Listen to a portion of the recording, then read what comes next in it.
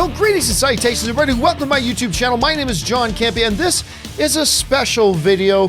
In this video here today, celebrating the ever-increasing triumph of Avengers Endgame, climbing up to the #1 box office spot in the world. Not there yet, but it's almost there, and it's going to reach there pretty soon.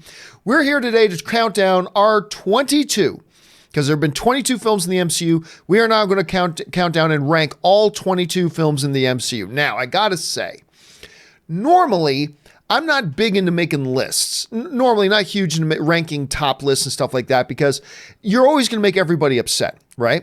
It reminds me of this old religion joke where they say a man was walking across a bridge and he saw another man standing up on the edge of the bridge, getting ready to jump off and end his own life. And the man walking there goes, "Whoa, sir, don't jump. You got a lot to live for." He goes, "Yeah, guys, I don't got much to live for." He says, no, do you have any kind of faith? And the guy goes, "Yeah." He says, "What kind of faith?" He goes, "Christian." He goes, "I'm Christian too." Then he goes, "Well, what kind of Christian? Like, are you, just out of curiosity, are you like Catholic or Protestant?" He goes, "Well, I'm Protestant." "Me too." "Well, out of curiosity, what kind of Protestant? Like Pentecostal, Baptist, Lutheran?" "Well, I'm Baptist." "Me too." "Oh, what kind of Baptist? You more Southern Baptist, more Anabaptist, whatever?" He goes, "I'm Southern Baptist." The other guy goes, "Well, I'm Anabaptist," and pushes him off the bridge. That's kind of how film fans react to lists as soon as something on a list doesn't look like their list. Now, I'm going to give you my list of how I rank the 22 MCU films. But let me say this right up front. Know this right now. My list is not going to look exactly like your list. Maybe it'll be close, maybe it'll be far off. I'm going to have some things ranked higher than you would. I'm going to have some other things ranked lower than you would. So all of our lists are going to look different. So please don't be one of these morons that goes, "Oh, your list doesn't look like mine." Just get the hell out of here. Now, this is my list, hopefully for conversation's sake, but this is how I rank the 22 MCU films now that we've seen Endgame. With that down and out of the way, let's jump into it now. And we're going to start at the bottom. We're going to start at the bottom and work our way to the top. And it's not going to be much surprise to people to find out that coming in at number 2, the bottom spot for me, is Iron Man 2. Iron Man 2 comes in at the bottom. And you know, Iron Man 2 is not a terrible movie. It's not a terrible movie, and I used to like it more, but as the MCU has raised their bar higher and higher, Iron Man 2 looks kind of worse and worse as it's like, imagine you've only ever been on 2 or 3 dates and you go out with me, and I'm like the best looking guy you've ever dated. Oh my God, Campea is so good looking, obviously, right? But over the years, you go on lots of dates with different people. Maybe you've gone 20, 30 first dates over the course of the next 7 years or so, and all these guys are really good looking. Suddenly, I'm not as good looking as you thought I was, as you start to go out with better and better looking guys, right? That's the thing. And I find with Iron Man 2, when it first came out, I was like, yeah, it's okay. It's pretty good. But as the MCU movies have raised the bar more and more, my perception of Iron Man 2 has sunk more and more. And I got to admit, every time I see it, my evaluation of it drops just a little bit. Again, I don't think a terrible movie, but for me, the undisputed bottom of the list in the MCU is Iron Man 2. Okay, let's move on to number 21. And coming in at number 21 on the list, won't be too much surprise to many of you if you listen to the Best Movie, Worst Movie podcast, but coming in at number 21 is Thor: The Dark World. Again, not a terrible movie. As a matter of fact, I don't even think it's as bad as some people make it out to be, but in scope of the MCU films, it is one of the poorest films they've done, and it was a massive step down from Thor, the original one, directed by Kenneth Branagh. It was a big step down from that one, and thankfully they recovered a lot with a better Thor Ragnarok. We'll get to that film in just a little bit, but I'm putting in Thor: The Dark World at number 21. All right, coming in at number 20, well, 2 of the 3 bottom spots are occupied by Iron Man. But again, not a terrible film. Actually, I got a kick out of Iron Man 3. I did. Now, I know a lot of people got very angry at Iron Man 3 because of the whole bait and switch, if you will, with the Mandarin thing. I kind of dug it. I thought it was a neat plot device in the movie, the bait and switch with the Mandarin. But the more I thought about it, if you were somebody who was really excited about Mandarin and they're advertising the Mandarin is being played by Sir Ben Kingsley, Mandarin, and then you go in and you realize they pulled a fast one, that wasn't Mandarin at all, I could see why people get a little bit pissed. I thought it was an okay movie. I like Iron Man 3, but Iron Man 3 for me comes in at number 20.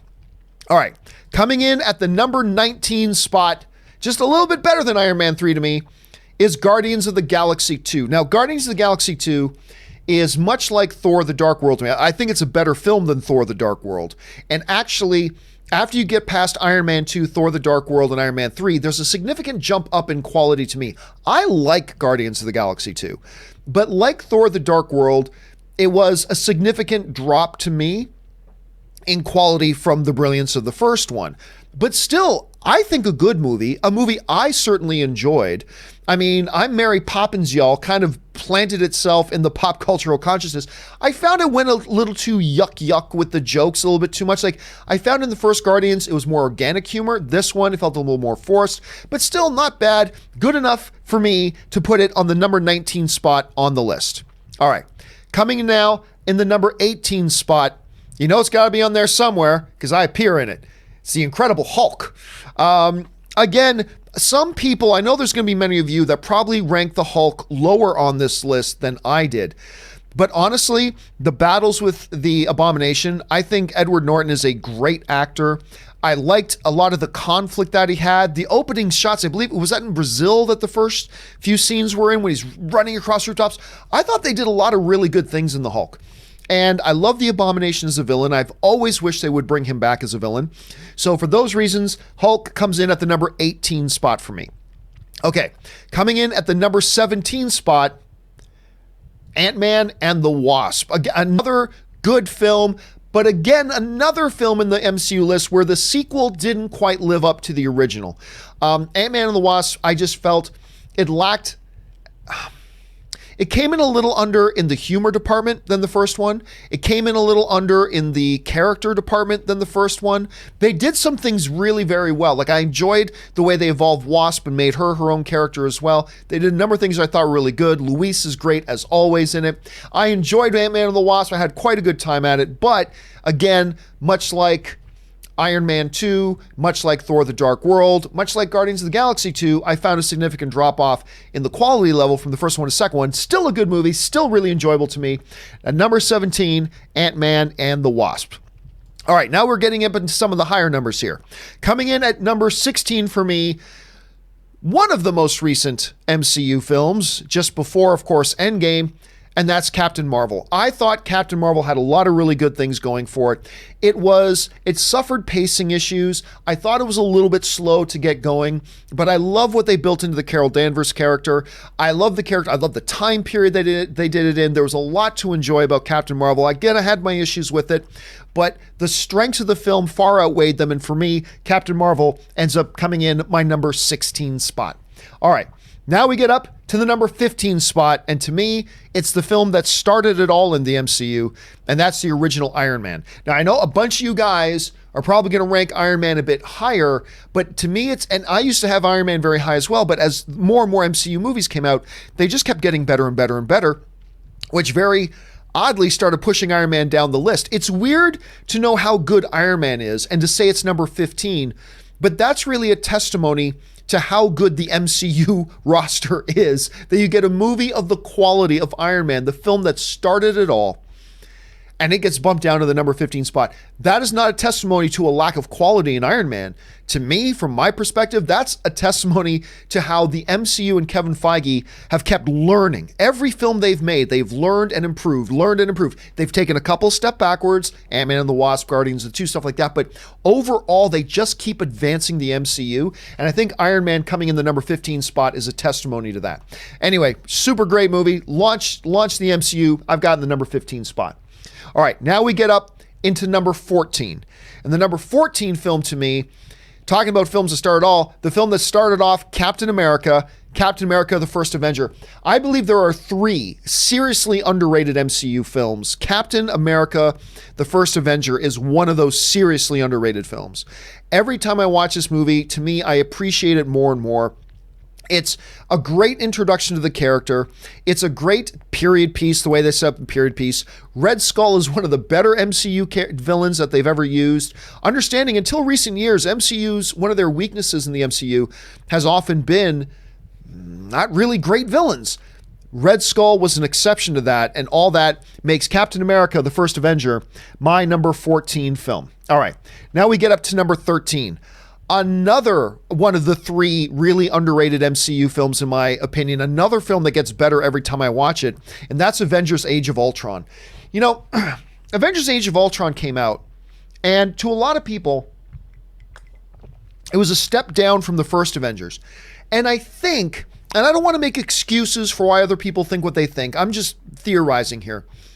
I think part of the negative backlash that Ultron got was just the fact that it wasn't as good as the first Avengers. And so we kind of looked at it negatively. I think I might have done that a little bit myself. But the more I watch this film, the more I realize, man, there's some great dialogue in here and great storytelling and some great world building and some great character building in this movie. And is it the best Avengers movie? No, it's probably the worst Avengers movie, but still quite a damn good film. I enjoy it more every time I see it. So for me, Avengers Age of Ultron comes in the number 13 spot. All right, let's go up now to number 12. And coming in at number 12, one of the more recent films, Doctor Strange. This was a movie that not too many years ago we'd thought, how do you do a Doctor Strange movie? Like, just how do you do it? Look, the idea of a sorcerer and magic, that's not inconceivable to us. But from a visual standpoint, when you really understand like the history of the comics, it would be such a trippy kind of movie to make. How do you do this movie visually?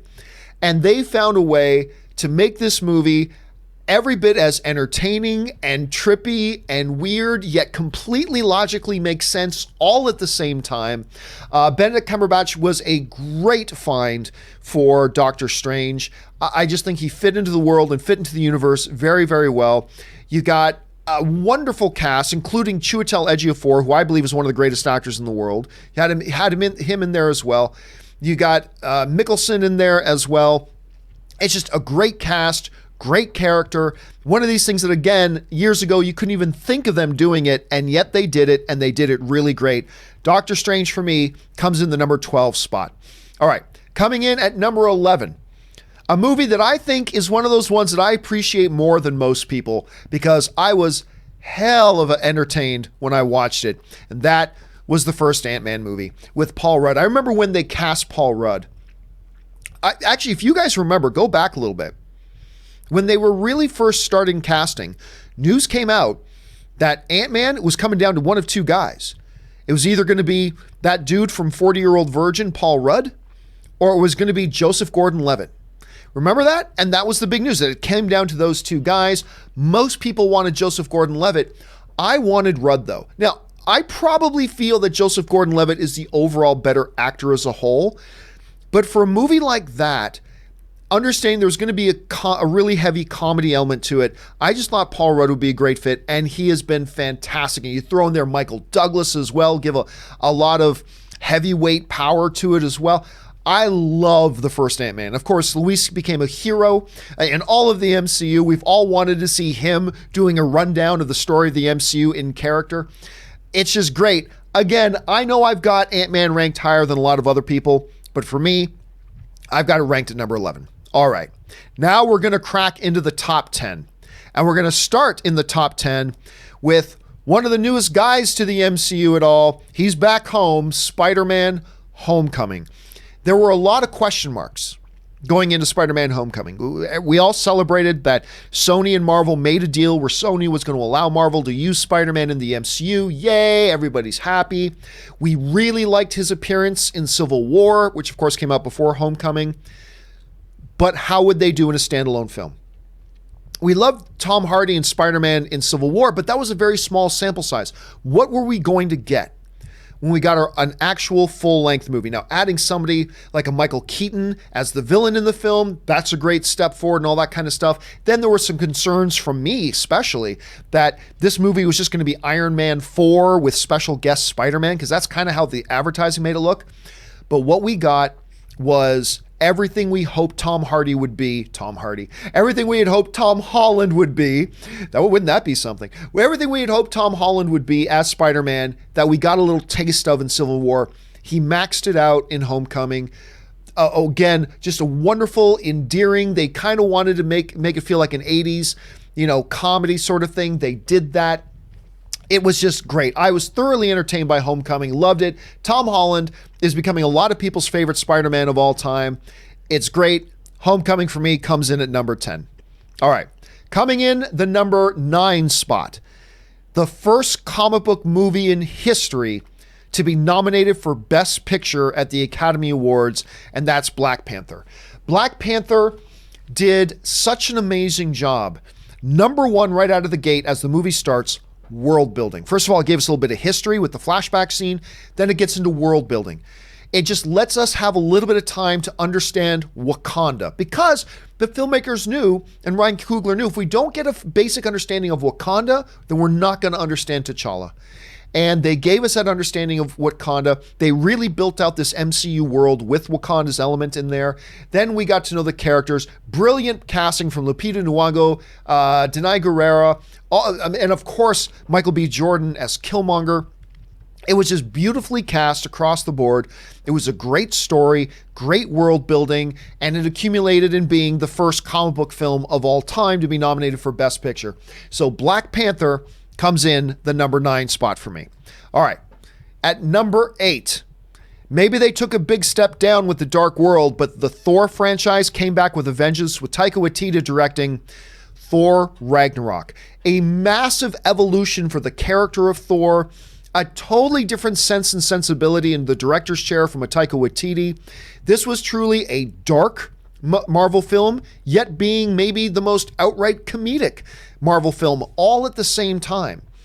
In one movie, you have the destruction of Asgard, the death of the All-Father Odin, the destruction of Mjolnir, the loss of Thor's eye, on and on and on. And yet it's also maybe the most hilarious MCU film that they've ever done.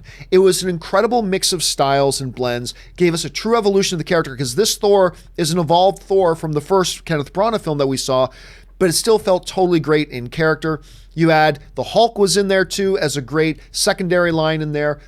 Thor Ragnarok is just wonderful. So Thor Ragnarok for me ends up being the number 8 film on our list. All right, now things are getting serious. We get down now into the number 7 spot. And the number 7 spot, for some of you, might even be ranked higher.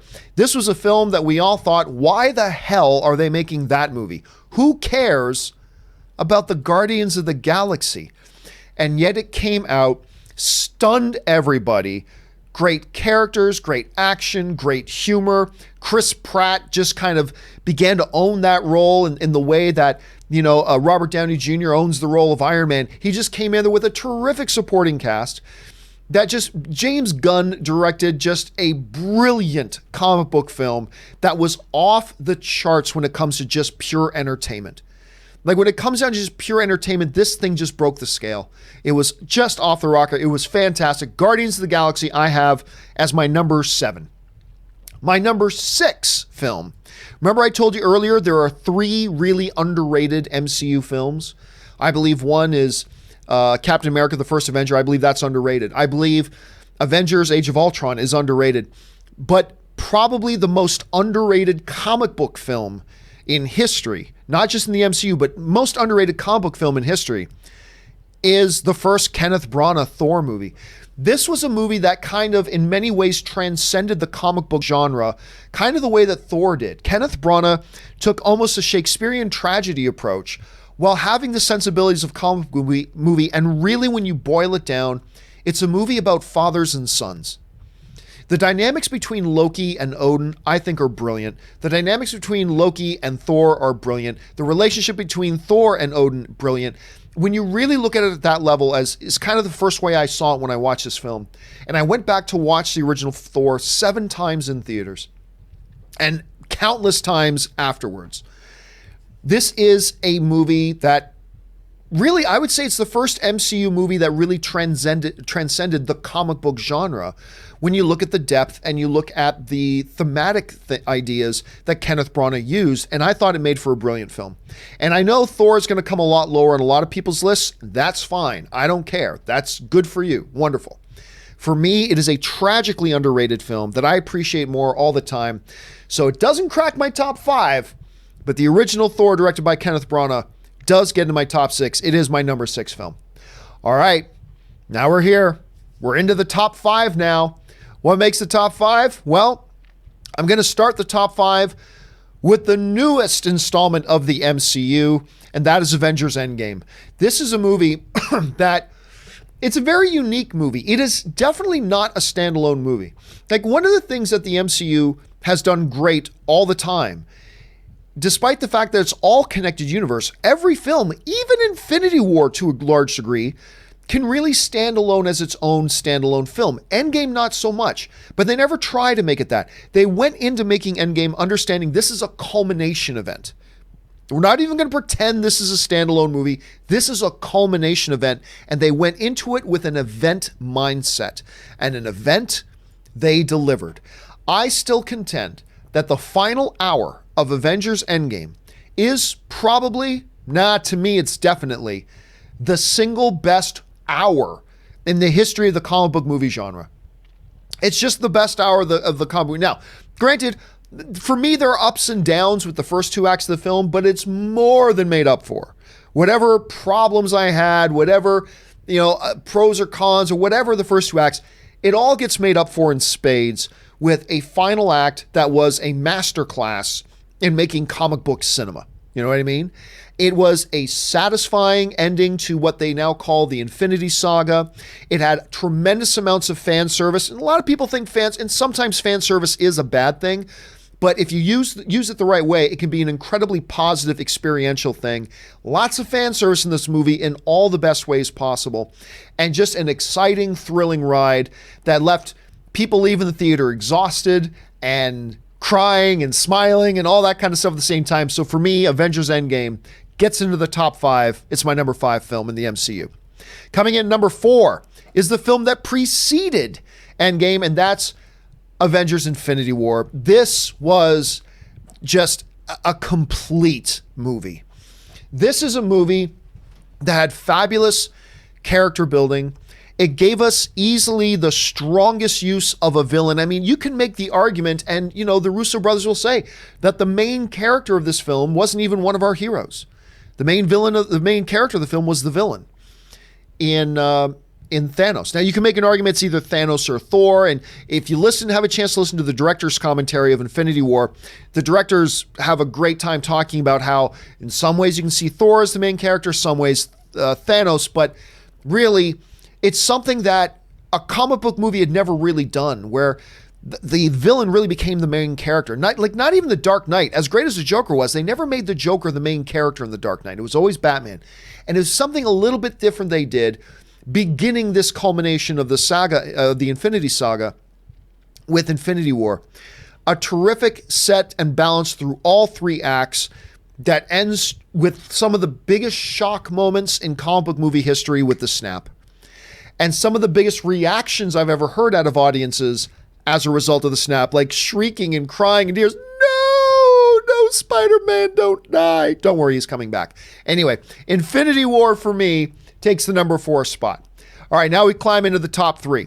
Now look, you can make an argument for almost any of the films in the top 10. You can make an argument could be a number 1 film. But as we get into the top 3, there's going to be a lot of arguments that any of these 3 could be the number 1 spot. But we're going to start things off with a film that a lot of people may consider not just the best MCU film. I think there's probably a lot of people that may consider Captain America: The Winter Soldier as maybe the best comic book movie ever made. I still remember the first time I went to go see a screening of this.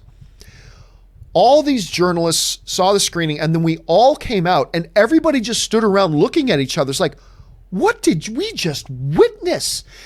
The Russo brothers exploded onto the MCU scene with Winter Soldier, delivering a kind of comic book movie that we had never seen before that.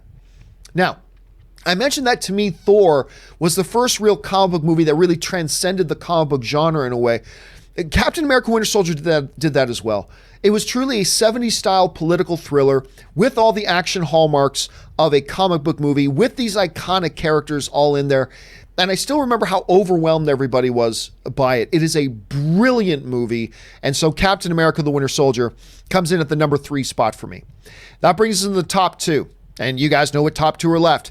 Coming at the number 2 spot for me was Something that if there was anything that was going to take my number one film out, it was going to be this one. It just fell a little bit short, but oh my God. Captain America, Civil War.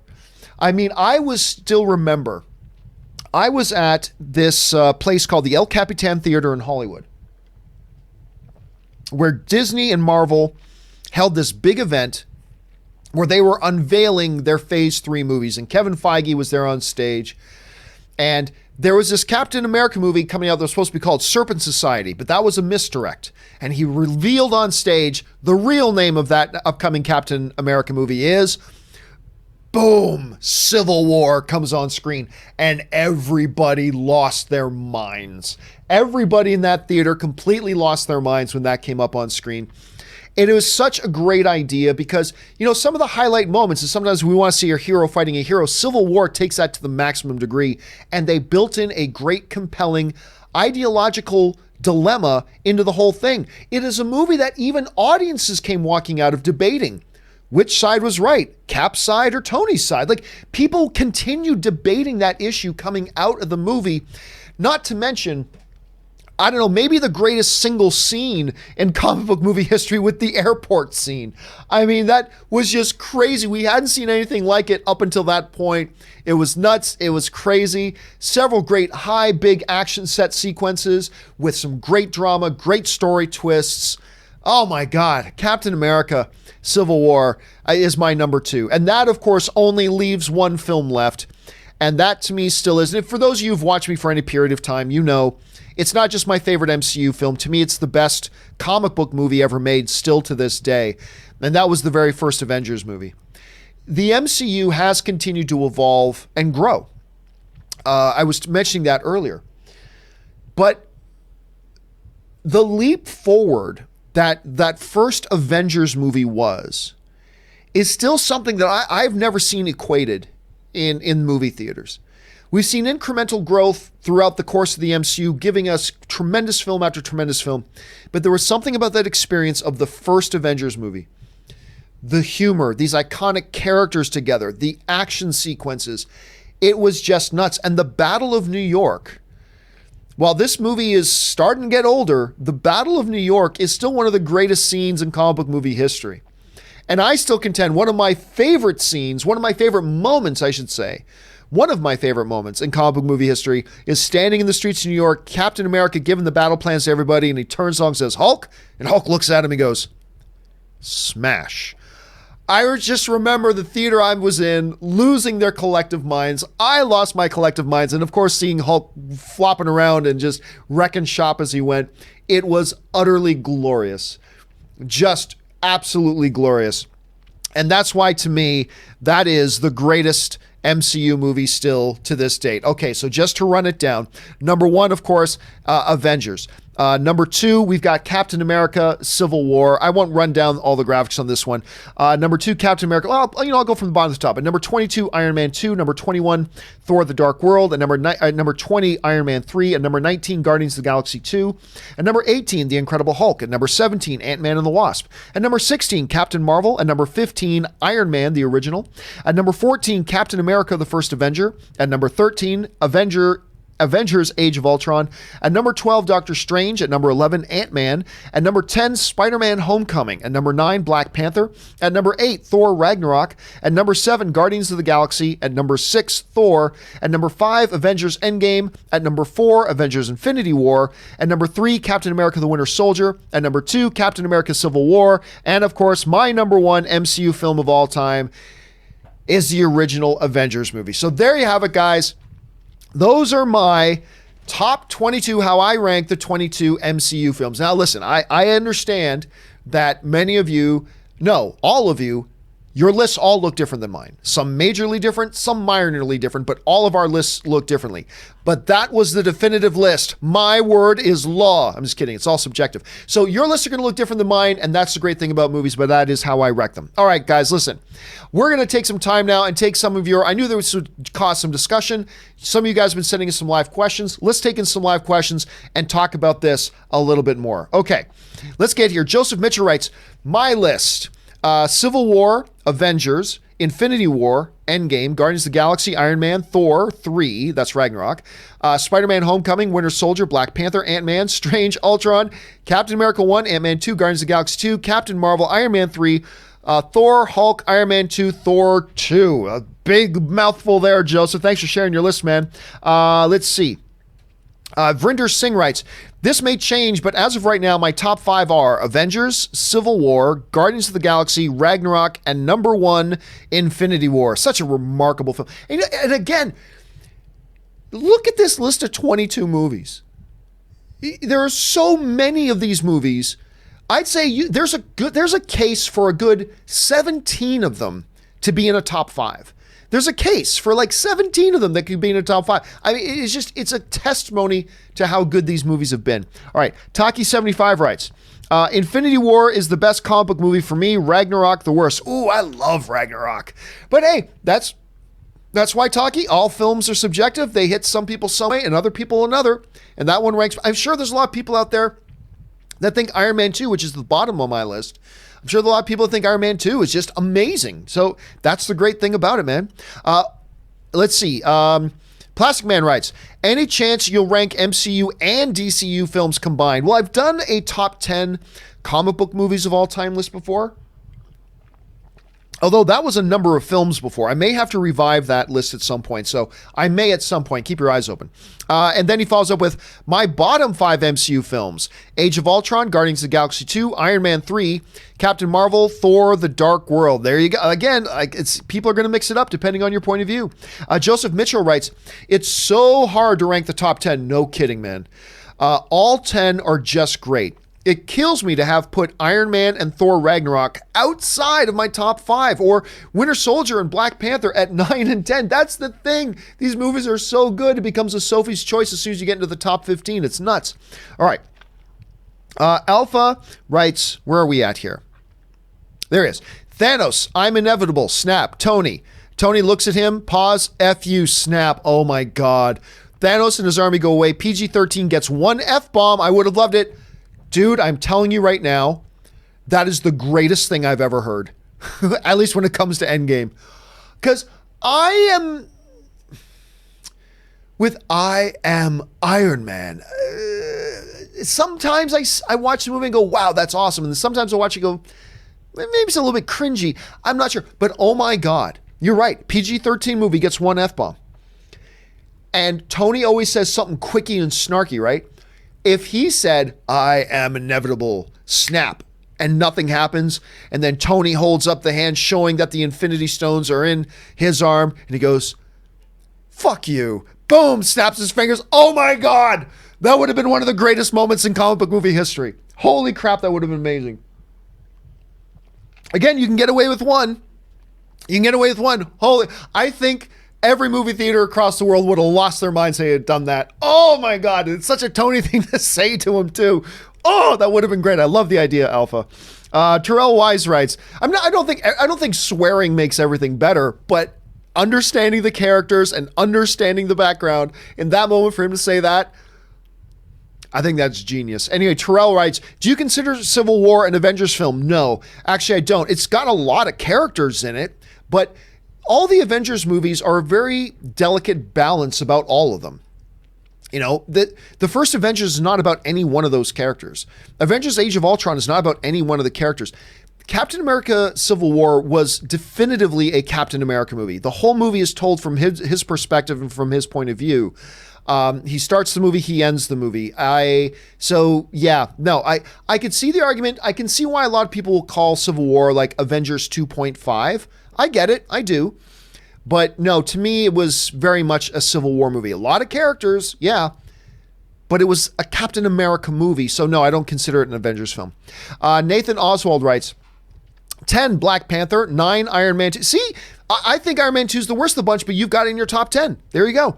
9, Iron Man 2, 8, Ant-Man, 7, Doctor Strange, 6, Winter Soldier, 5, Ant-Man and the Wasp, 4, Avengers, 3, Infinity War, 2, Endgame, number 1, Iron Man. You know that first Iron Man movie still holds a very special place in a lot of people's hearts, and for good reasons. It's the movie that got it all started. Zach Bartran writes, giving his 1 of 2, Here we go. Number 22, Captain Marvel. Haven't seen it. I guess you got to, by default, got to put it at the bottom then. 21, Civil War is 21? It's my number 2. That's the subjectivity of film. Number 20, Hulk. Number 19, Dark World. Number 18, Black Panther. Number 17, Age of Ultron. Number 16, Captain America. 15, Iron Man 3. 14, Endgame. 13, Iron Man 2. 12, Ant-Man. 11, Ant-Man and the Wasp. Number 10, Ragnarok. Number 9, Infinity War. Number 8, Homecoming. Number 7, Doctor Strange. Number 6, Iron Man. Number 5, Guardians of the Galaxy 2. Number 4, Thor Ragnarok. Number 3, Winter Soldier. Number 2, Guardians of the Galaxy 1. And number 1, The Avengers. With ya on The Avengers. But see, that's the thing. All of our lists are going to look radically different. I love hearing these lists and getting those different perspectives. Denmark sends in a list. Number 22, Captain America. Captain America, probably the first Avengers. I think that one's underrated. Number 21, Captain Marvel. 20, Iron Man 2. Number 19, Ant-Man. Number 18, Black Panther. 17, Guardians of the Galaxy. 16, Ant-Man 2. Number 15, Guardians of the Galaxy 2. Number 14, Thor 2. Number 13, Iron Man 3. Number 12, probably means Spider-Man Homecoming. Number 11, Thor. I'm glad you ranked Thor a little higher. 10, Doctor Strange. 9, Hulk. Oh, my movie. Thank you for putting it up that high. 8, Avengers 2. 7, Iron Man. Number 6, Thor Ragnarok. Number 5, Avengers, the original Avengers. Number 4, Endgame. Number 3, Winter Soldier. Number 2, Civil War. And number 1, Infinity War. A lot of people putting Infinity War very high up there. J Meister 25 writes, Guardians of the Galaxy 2 is better than Guardians 1. No, it's not. But hey, it's all subjective. That's how you feel. Aces. Carl Adams writes, Cap has the best trilogy in comic book movie history. Yes. I think when pressed, a lot of people get mad at me about this, but when pressed about what's better, the Dark Knight trilogy or the Captain America trilogy, and I will say the Captain America trilogy. Now, don't get me wrong. The Dark Knight is the best movie out of the 6 films. Out of the 3 Dark Knight movies, out of the 3 Captain America movies, the best single movie, I think, is the Dark Knight. But as a whole, I prefer, if I was going to be on a deserted island for 6 months and I could only bring one trilogy with me, either the Dark Knight trilogy or Captain America, I think as a whole, when you look at it as one complete package, I think the Captain America trilogy takes it. And that's partially because I think the first movie is tremendously underrated. So yeah, that's how I go it. That's how I do it at any rate. Let's see here. Ike Moore writes, top 5 for me is 5 Avengers, 4 Ragnarok, 3 Infinity War, 2 Endgame, number 1 Civil War. I mean, it's as Robert Meyer Burnett will often say, Ike, dude, it is an embarrassment of riches. They've got so many great ones. J Meister 25 writes, 3 Thor Ragnarok, 2 Infinity War, 1 Endgame, greatest of all time. Infinity War and Endgame, greatest comic book movies. I don't have either Infinity War or Endgame in the top 3. Obviously, neither of them are in the top 3 of my MCU list, so they're certainly not my top 3 all-time of greatest comic book movies ever. But, I mean, look, what they've just accomplished with these movies, they're both in my top 5 of my MCU. Just a tremendous accomplishment. Absolutely tremendous accomplishment. Pardon me. Mike Porter sends in a super chat. Thank you, Mike. Paul writes, number 1 to number 3, Avengers 1 and Avengers 3, that's Infinity War, and 4, that's Avengers Endgame. Number 4, Ragnarok. Number 5, Winter Soldier. All tremendous films. James Bonner writes, I think a drop of my drink went down the wrong pipe. Let's continue. Let's see. James writes, my number 1 spot is the first Avengers. Mine as well. I totally agree. Bitchasm writes, I know you normally don't care for ranking lists, but I'm a sucker for them, especially from those that I follow. Happy to see yours finally. Well, I'm glad to oblige, my friend. I'm glad to oblige. Thanks for being along. All right, Seb Marvel writes, Endgame is my favorite. It's a what have you done for me lately kind of fandom, but it's true. It's the one that's out right now. The final hour is tremendous. It's so satisfying as a film. I think you're going to find a lot of people that really like Endgame. Ben Rayner writes, number 1, Endgame. Number 2, Civil War. Number 3, Thor Ragnarok. 4, Ant-Man. 5, Infinity War. 6, Avengers. 7, Spidey. Homecoming. Winter Soldier. Doctor Strange. Captain Marvel. Guardians of the Galaxy. Captain America, the First Avengers. Ant-Man and the Wasp. Pant. Oh, I guess that's Black Panther. The Incredible Hulk, Avengers 2, Thor 1, Iron Man is number 18. Anthony R. writes, Iron Man and Incredible Hulk were the most different movies out of the whole MCU. I feel like the MCU we know now started with Iron Man 2, especially since Terrence Howard and Edward Norton are no longer there. That's a really good observation. That now we've had a few character swap outs, particularly in the Thor universe, but yeah, the fact that Edward Norton isn't the Hulk anymore, the fact that Terrence Howard isn't Rhodey anymore, we've got different actors playing them now and all that kind of stuff. To me, and I said this in Best Movie, Worst Movie podcast, Anthony, to me, the first Avengers movie, like we see a lot of these great films, the first Iron Man, first Thor, first Captain America movie, the Hulk, all that kind of stuff. We saw the formation of the MCU, but to me, the MCU really found its identity in the Avengers. Avengers is when the MCU really found its identity. And they understood what their DNA is. And that's when it really kind of becomes set. And they continue to play with multiple genres as they go. But to me, that's where it happened. So right around that time, I can totally see where you're coming from, Anthony. I really do. It's a good observation. All right. Brian, let's see. Nussbaum writes, top 3 for me is number 1, Endgame, number 2, Civil War, number 3, Ragnarok. All tremendous films, Brian. Josh99 writes, my top 10, Endgame, Winter Soldier, Civil War, Infinity War, Avengers, Iron Man, Guardians of the Galaxy, Ragnarok, Black Panther, and Homecoming. Again, you can almost put these in any order, and it's all a tremendous list. Sam Mack writes, Civil War is my personal number 1. I think it's Robert Downey Jr.'s best performance as Iron Man. You know, it's funny to say that because it's Captain America's movie, but he's great in it. You know what's funny? I might even say that Robert Downey Jr.'s best turn as Tony Stark might be in one of the worst movies that he's done, and that's Iron Man 3. His performance in Iron Man 3 when he's really struggling with the PTSD and all that kind of stuff, I thought his performance, wherever we rank that movie, I thought his performance in that was incredible. But you're absolutely right, his performance in Civil War is off the chain as well. It's totally great. Ben writes, now following up his last list, Guardians of the Galaxy number 2 at number 20, Iron Man 3, number 21, Thor 2, and number 22, Iron Man 2. Yeah, just like you're going to find a lot of the usual suspects in the top spots for a lot of people, Infinity War, Avengers, Civil War, Endgame, those movies, you're going to find a lot of the usual suspects. We're finding down near the bottom for a lot of people's list, the usual suspects. Thor 2, Iron Man 2, things like that. Darth Suthius writes, hey, Mr. C, I just rewatched Ultron. I love it. I'm telling you, Darth, every time I watch it, I appreciate it a little bit more. Was it as good as the first Avengers? No. But it is an underrated movie. It's actually really quite good. And the more I watch it, the more I appreciate it. Patrick Mohan just sends in a super chat. Thank you, Patrick. Appreciate that. David Linian writes, movie reviews and more, writes, The Hair. Oh, yeah. I mentioned The Hair this morning on the John Campea Show. I'll mention it here. So little bit, quick side story here. I've always hated my hair. I've never had good hair, except for when I was like playing in bands and I had like hair down to here. Other than that, I've never liked my hair. I've always had terrible hair. You guys know this. I've always had terrible hair. So this morning, I agreed to let my wife do my hair. And this is what she did. So there you go. The wife did my hair this morning. My hair always looks bad, but maybe it's an improvement. I don't know. Let's see. Patrick Monahan writes, now that we've seen Endgame, over under 10%, we'll see Betty Ross return as a love interest for Banner portrayed by Liv Tyler. I'm going to take the under on that. I think if there was ever a time, look, Endgame brought everybody back. Endgame even brought the kid from Iron Man 3 back. All right? Endgame even brought the kid from Iron Man 3 back. And it's funny because nobody in the audience knew who he was. It's like the camera's panning around the funeral and they get to the kids, like everybody's, who's that? And it's the kid from Iron Man 3. If they were ever going to bring Liv Tyler back, the time to do it would have been to have her standing beside her dad, Thunderbolt Ross, at the funeral. And since they didn't, I'm going to guess that we're probably never going to see her back. I'm not saying whether they should or shouldn't. I'm just got a feeling they're probably not at this point. Mark Dorsey writes, Age of Ultron also introduces a lot of the MCU, Vision, Scarlet Witch, etc. Yeah, and it introduced a lot of concepts as well.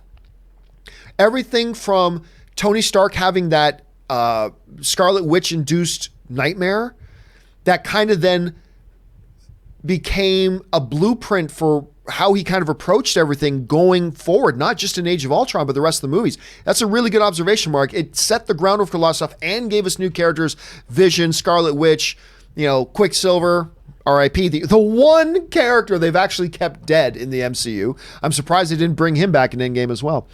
Sam Mack writes, took a bit of a jump here. Where are we? Here we go. Sam Mack writes, gotta agree on Age of Ultron. I rewatched it before Endgame, and even though it's not as good as the Avengers, it's still so good. Endgame made it better with all the payoffs that Age of Ultron set up. I mean, that's true. And that's the thing about it being a culmination movie that doesn't really stand on its own, but it's not designed to. It's designed to give a lot of fan service and a lot of payoff for a lot of stuff that we've gotten in the MCU up to that point, and they executed that beautifully. And I agree, Sam. I'm so glad I'm not alone in this, in that understand that Age of Ultron is underappreciated. It's not the best MCU movie. It's not the best Avenger movie. It's not as good as the first Avengers. I'm not saying that it is. But it's underrated, and it's a better movie than I think a lot of us remember it being. But anyway, I'm glad you shared that. Thanks, Sam. All right, Haskell420 writes, I know you don't do scores 1 through 10, but could you do a ranking of which films or number of films that are excellent, great, really good, decent? I'm not going to give a score to any of the individual films, but I'll say this: everything from 18 up, maybe even 19 up, from Guardians of the Galaxy 2 are everything from there up are all I really enjoyed. Like everything from 19 up, like Iron Man 3, I thought Iron Man 3 was okay.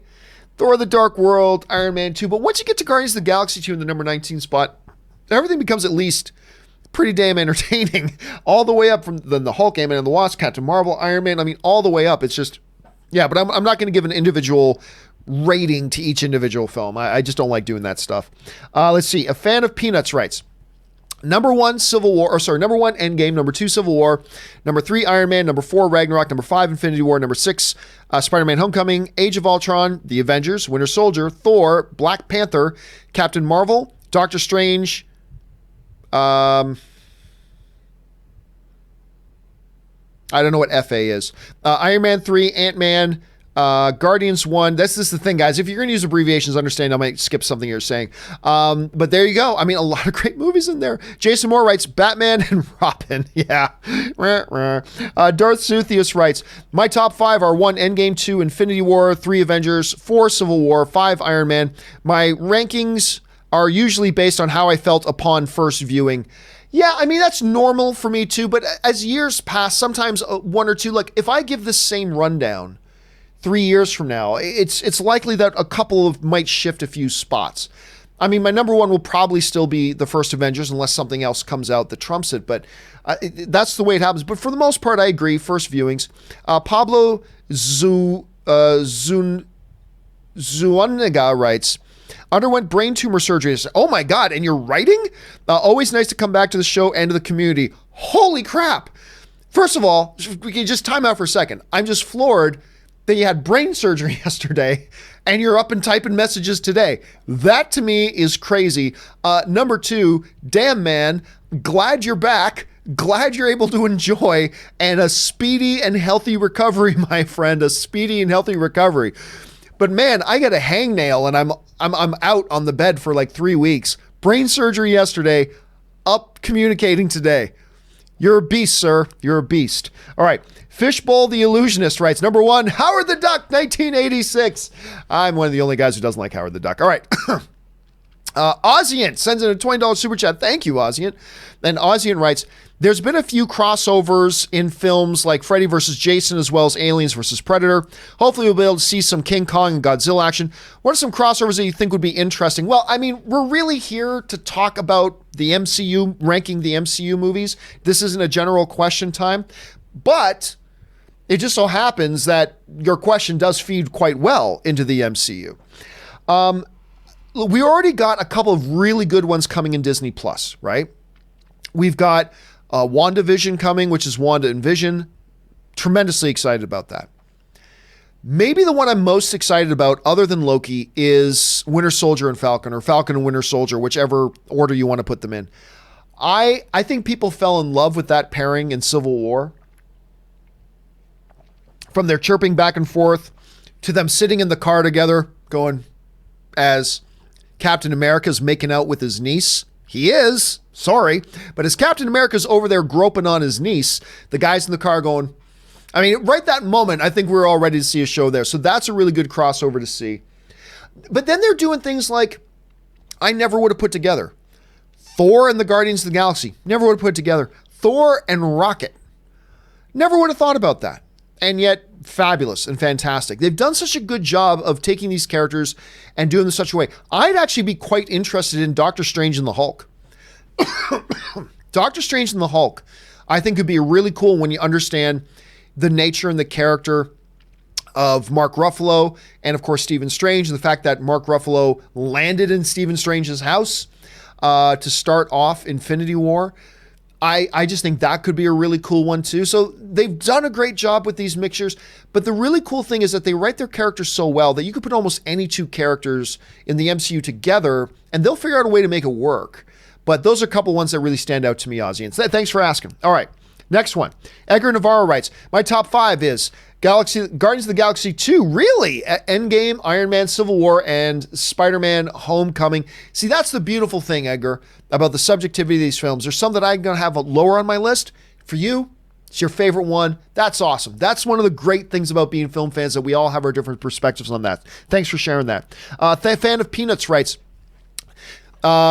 number 19, Thor the Dark World. Number 20, Ant-Man and the Wasp. Number 21, Guardians 2. Number 22, Incredible Hulk. Hashtag wrong actor for me. Hashtag not my Hulk, sorry. The movie was pretty good, though. I think he was I thought he was great in the movie. I really do.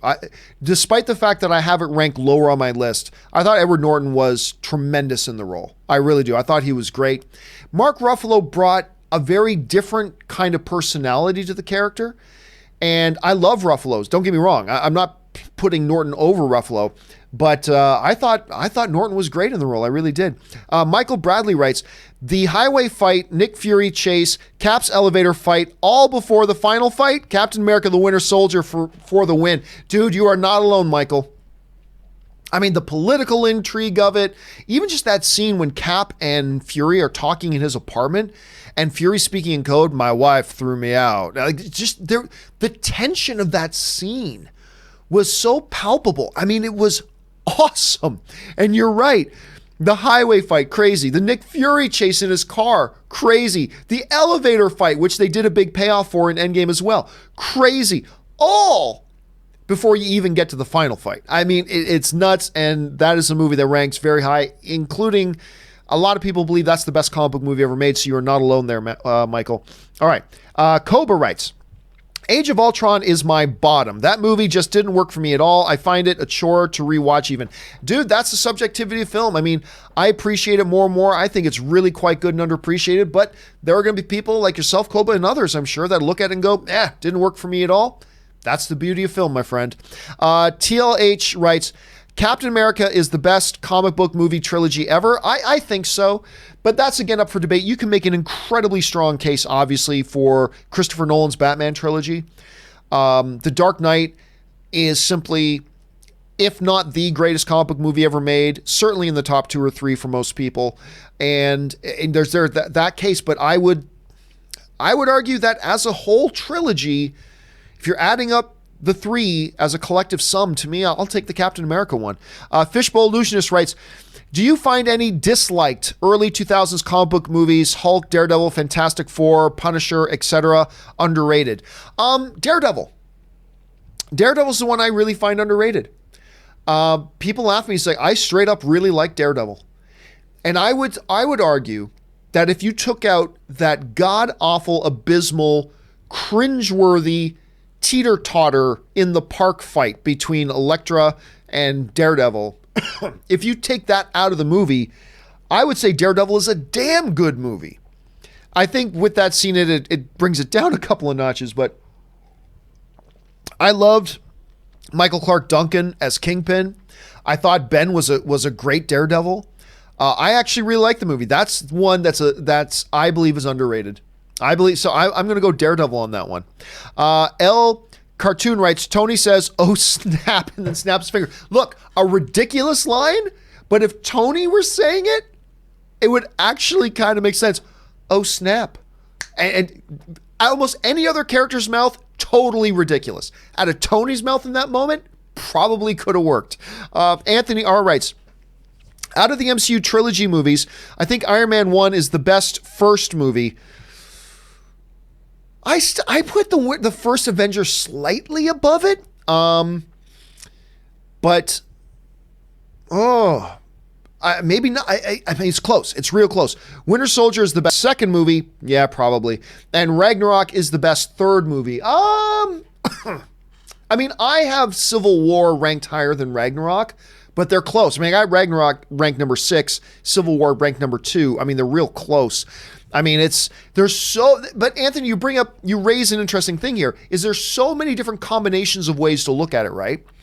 And that's part of the fun of what the MCU has delivered us up to this point. Geesus writes, Endgame doesn't make my top 10. I'm sure there's many people that it doesn't make their top 10. For me, it's in my number 5 spot. But again, that's the subjectivity of films, but it's interesting to see because right now it's the newest one in theater. So to a lot of people, it's the best thing ever right now. And a lot of people have it number 1 because that's the way it hits them. Didn't quite hit me that high, but I've got in my top 5. Doesn't make your top 10. Hell, man, I've had people write into my show that say they don't like Endgame. Hell, I've had people write in my show that say they don't like Avengers. The first one that I have ranked as number 1. That's the beautiful thing, man, is that we've all got our different opinions on it. Jay Walker sends a super chat. Thank you, Jay. Haskell420 writes, Captain Marvel on Dig. I don't know what you're saying, Haskell. CM on Dig May 28. 20 BD. I'm not sorry. I can't waste any time here. Sorry about that, Haskell. I can't quite interpret what you're saying. Pablo writes, also Thor 1 is so underrated. I personally love it, dude. It is one of my it is seriously, it's for a long time. It's been in my top 10 greatest comic book movies of all time. It might have just got nudged out because of Endgame, but I have to rework my top 10 overall comic book movies of all time. But I love that movie. I adore the first Thor. I think is the most underrated comic book movie of all time. All right, Candy Van Man writes, not going to leave a list, but the original Thor has some of the best acting, if not the best. The confrontation between Loki and Odin in the vault, oh my God, it's so good. It's so, see, and you just kind of really touched on it, Candy. It's that scene that you're mentioning is at the heart of why that movie's so good to me. It is a movie at its heart about fathers and sons. Very Shakespearean, which of course is what you would expect from a Kenneth Branagh, who's directing it. I thought it was powerful and moving, and I just loved it. And I thought the twist at the end, when you realize that Loki went through all of this just to try to get his father's approval. Even though his father was offering him his approval without any strings attached, he was offering him unconditional approval anyway, but he felt like it was being shunned from him, or it's something so beautiful about that film. I just love it, Candy. And that scene really does kind of highlight that. And I'm so glad you pointed that out. All right. Fanimator writes, 1 Endgame, 2 Black Panther, 3 Captain 2, 4 Infinity War, 5 Iron Man, 6 Avengers, 7 Civil War, 8 Thor, Ragnarok, and 9 Guardians, 10 Ultron, 11 Ant-Man, 12 Doctor Strange, 13 Thor. Yeah, I mean, it's just a huge, great list of movies. Spider-Man Punk 2003 writes, my top 5 Iron Man, 4 Infinity War, 2 Civil War, 3 Civil War, 2 The Winter Soldier, 1 Guardians of the Galaxy. And you know what? It's funny because on our Best Movie, Worst Movie podcast, Cody actually said that his number 1 MCU film is actually also Guardians of the Galaxy. So you're not alone in that. Darth Suthius writes, where'd Darth Suthius go? Had a bit of a jump. There we go. Darth Suthius writes, ultimately, in the end, I enjoy all of the 22. I'm the kind that's just glad and happy to have movies like these in my life. Great time to be alive. Dude, you have no idea. You're absolutely right. I mean, look, if I'm on a plane and Iron Man 2, which is at the bottom of my list, is an option for me, I'll watch Iron Man 2. Hell yes, I'll watch Iron Man 2. I have a lot of problems with it. I think it's the worst of the MCU movies, but yeah, even then, I will watch it. Think about that, a 22 film list, and even the one at the bottom is one that's like that. So right, Darth, it is a great time to be alive. It is a great time to be a comic book movie fan. It's just incredible, the embarrassment of riches we keep getting. Spider-Punk 2003 writes, this was my first super chat, by the way. Love the show. Thank you. So I didn't write. I was going to say, man, I love that name, Spider-Punk 2003. Thank you for participating, man. I appreciate it. Nathan Oswald writes, the only MCU movie I legit hate is Iron Man 3. And see, and that's saying something. When you've got a collection of 22 movies and you can only say there's one you legitimately hate, what a testimony that is to the overall quality of the franchise. It's nuts. Thanks for sharing that, Nathan. All right. Twy Griff writes, Thor is the only MCU film to make me cry. Like you, I love parent-child drama films. I hope to see more like it in the MCU. Ragnarok was also great. You know what's funny too? By mentioning that first one and then Ragnarok, such different films from each other, and yet both so good in their own unique ways. Like, Ragnarok caught so many people by surprise. It turned a lot of people who had never been Thor fans into Thor fans, and then Infinity War just sent that through the roof. Hit Thor's role in that. But again, yeah, it's that parent-child, particularly fathers and sons, because I'm a guy, so I'm more inclined towards father and son stories. Just amazing, and you're right. There are some real choke-up moments in that movie that I totally adore and love. Thanks for sharing that, Twygriff. All right, Anthony R. writes, it took 4 years for Age of Ultron to finally make it into my top 10. It just made 10. It got better over time, and it still has the best character moments. I'm telling you what, Anthony, I say it all the time in the show. I think one of the single best moments in the history of comic book movies is still that moment between Black Widow and Banner. Near the beginning, during the party, and it's clear that she has a romantic interest in him, and he has feelings for her. And she tells that story. You know, I've known a lot of guys who are always ready to run into the fight. But then I meet this other guy who runs away from the fight because he knows he'll win. Talking about Banner. To me, one of the best moments ever. And my appreciation for that movie grows all the time. Thanks for sharing. I mean, it's got weaknesses. Ultron's got weaknesses. Yes, but I'm just saying, I really think it's underappreciated. Haskell420 writes, John, you misunderstood. I wasn't asking you to rate each film 1 to 10. I meant, how many of the 22 do you think are excellent? How many do you think are great? No, I understand, Haskell, but I don't want to give even a verbal rating to any film. I don't want to say, this one is okay, this one is great, this one's very great, this one's outstanding. Like, I just put them in a list. I don't want to give any kind of a ranking or a rating, I should say, even if it's just average, good, great, fantastic. Even if it's that, I don't want to do that. So I appreciate it, though, Haskell. All right. Alex Von Gollum writes, I'm still torn with my top 3 favorite movies ever. Empire Strikes Back is number 1, but I don't know if Infinity War is still number 2 or Endgame is number 3 or 2 or 1. I'm in a trap. And that just highlights difference. Like, for me, The Return of the Jedi is the best Star Wars movie ever. That to me, no questions to me. But like the original Star Wars trilogy, it's 1, 1A, and 1B. Whether you're talking about A New Hope, Empire, or Return of the Jedi, they're all fabulous. I don't care what order you put them in. Me, it's Return of the Jedi. But man, isn't it great, though, that we come across movies that are so good, they make us question our top 3? It's always good. It's a sad time when we'll go many years without ever having our top 5 or top 10 movies challenged, because that means we're not coming across anything that's new and innovative and really striking a chord with us. It's great when we can have our top 5 or 10 or 3 challenged, and it makes us worry about it. It's a good problem to have. Just Plain Steve writes, what do you think the chances are we see some in-house crossovers with Deadpool and the MCU? I think there are a number of MCU characters that could make the leap onto a Deadpool movie and work well. 0. Bob Iger's made it pretty clear he's going to keep Deadpool separate. He wants no confusion for his audience about what an MCU film and their characters are and what Deadpool is. That's why Deadpool is going to be made under the Fox banner, whereas future X-Men films are going to be made under the MCU Marvel banner. They're going to keep them completely separate, so I really don't think there's a chance they're going to do it. And honestly enough, I know that's not popular with people. I think it's the right move. I really do. When you understand the responsibility that Iger has to this giant global brand and his customers, maintaining that absolute clarity about what is safe for the whole family and what is not safe for the whole family and never crossing the two over, that's his priority. He's a brilliant man, and it's the right move. I know a lot of us will disagree on that, and that's fine, but it is the right move. So, yeah, that's what I can. And whatever characters they do have over in Deadpool are going to just stay Deadpool. And pardon me. And they're not going to bounce back and forth. I don't think you're going to see any bounce. I think they might take some characters, put them in Deadpool's universe, but then they're going to stay in Deadpool's universe. You're not going to see crossover. At least that's the way Bob Iger's making it sound right now. Maybe he has a change of heart over the next couple of years. Maybe he does, but as of right now, that seems to be where he's at. Colby Harris writes, it's my birthday, going to the second Endgame viewing on Saturday. Happy birthday, Colby. Hope you have a great one and enjoy your second viewing. I think you're going to like it even more the second time around.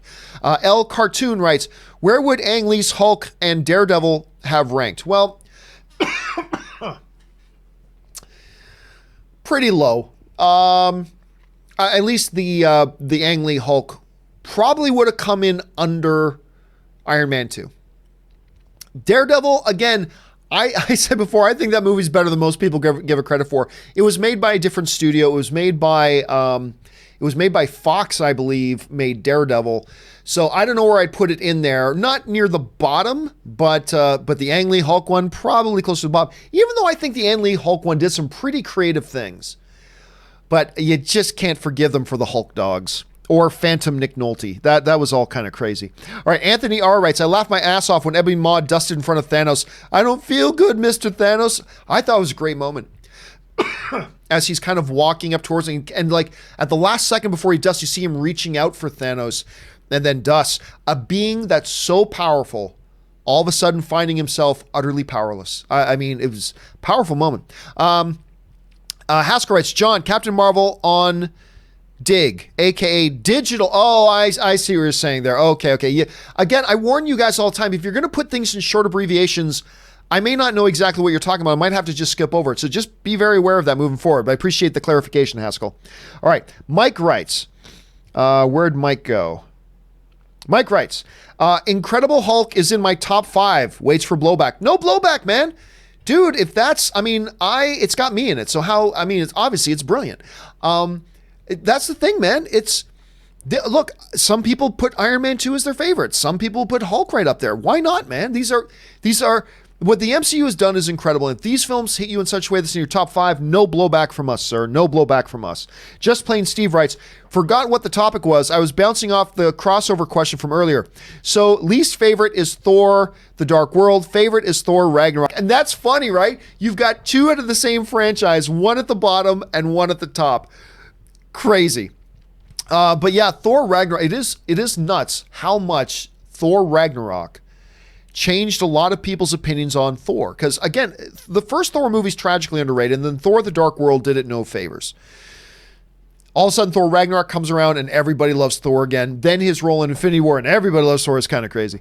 Haskell420 writes, BD is how Blu-ray disc is noted when on sale. Okay, cool. Again, thank you for the clarification, Haskell. I appreciate it. All right. Guys, do me a favor. If you have not sent, we're going to wrap things up here. I didn't want this thing to go over an hour, but if you haven't sent in a super chat already, no more. So the last one that just got sent in, I believe, was from Ali. So Ali will be the last one. So please don't send in any more. Okay. Call of Duty God writes, Infinity War number 2 and Endgame number 1. You remember the line in Infinity War when Bruce can't change into the Hulk with Doctor Strange and Tony in New York City? You're embarrassing me in front of the Wizard. Yeah, Iron Man. That was a great line. That Iron Man said that. I just laughed my ass off of that scene. That was just spectacular. It's again, it's also the lines that came before that. You want to take this one? It's good to have you back, buddy. And then nothing happens. Come on, you're embarrassing me in front of the Wizard. That was great. I just loved it. Nathan Oswald writes, let's see. Do you think we'll get another Avengers movie in Phase 4? Will Feige wait until the end of Phase 5? Also have X-Men and Fantastic Four to join in? I do believe, I don't know this, I do believe we're going to get one in Phase 5. Or Phase 4, I should say. I believe we're going to get one in Phase 4. Remember, Phase 3 was 11 films long. Right? Phase 3 was 11 films. So I don't see why they couldn't do one in Phase 4. It doesn't have to be in the next 2 or 3 movies. It can be 6, 7 movies down the line. But I think we're going to get one. Also, I do not think we're going to get X-Men or Fantastic Four joining in for that one. They're not going to come till later, I don't think. Jeffrey Hawley writes, do you revisit any of the older MCU movies often? I'd say, with the exception of Iron Man 2, which I haven't watched again in a couple of years, and Thor: The Dark World, which I have also not watched again in a couple of years. I'd say almost every one of them, though, I watch about once a year. Probably about once a year, I'll find myself like, hey, I'm going to pop this on. You know, whether it's a night that I'm up late and I can't get to sleep, I'll pop on The Hulk, or I'll pop on, you know, Thor Ragnarok, or I'll pop on Iron Man 3 or Guardians 2 or whatever. So I'd say about once a year, but Thor: The Dark World and Iron Man 2, I haven't watched those in a couple of years. I might never watch those films again, actually. Let's see. Ray Dog writes, Endgame and Black Panther gave me the most emotional reaction, 1 and 2. And hey, that's how a lot of people evaluate on what kind of an emotion, because movies are supposed to be experiential things, right, Ray? And if you go in and it gives you that emotional response, and that's going to rank very high from you for good reason. Diamond writes, the whole universe was threatened, so Living Tribunal should have stepped in. That would have been fan service, would confuse the general audience. So, but that's the thing. See, fan service isn't just about the hardcore comic book fans. Fan service is about the fans of the film franchise. And remember, the writers of Endgame said they did play with the idea of bringing Tribunal in.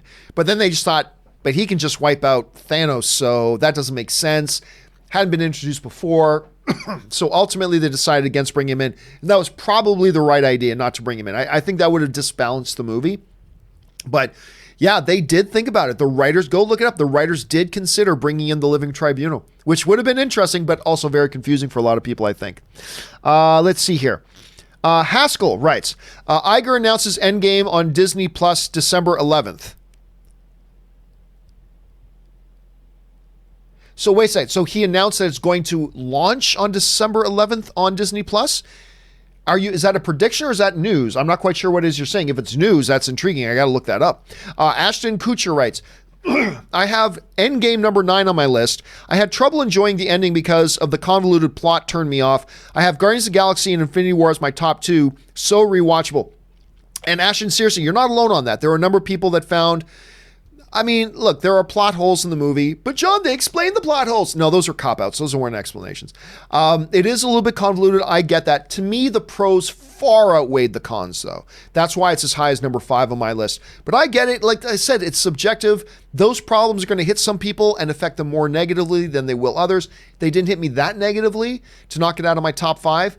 But for some, it will. And that's totally understandable, and I get it, man. And Guardians of the Galaxy and Infinity War, just 2 fantastic, fantastic films. All right. Where are we at here? All right. And I said the last one was going to be from Allie, and then a whole bunch of people kept writing in super chats. Guys, please do not, I asked, please do not send any more super chats.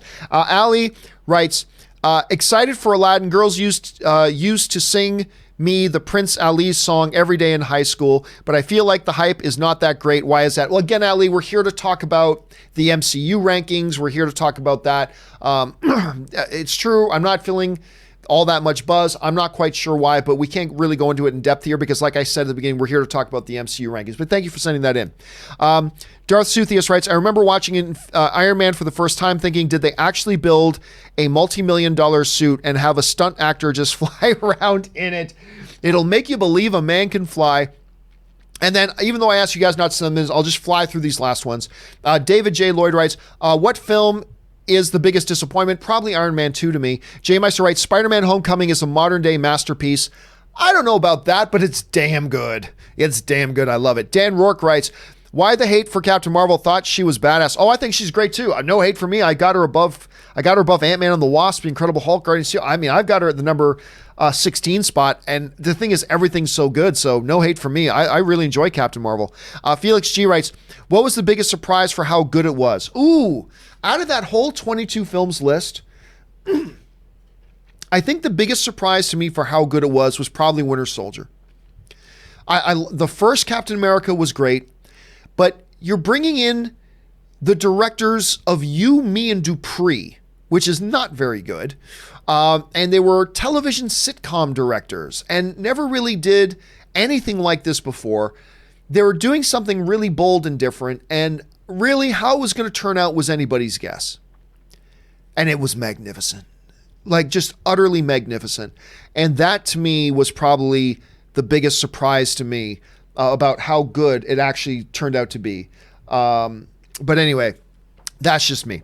All right, guys, that will do it for this special video of me ranking the top 22 MCU films. Well, the only 22 MCU films. Will this rank? How much will the rankings change once Spider-Man Far From Home comes out? Who knows? We'll see when that comes. Bottom line here, guys, is this.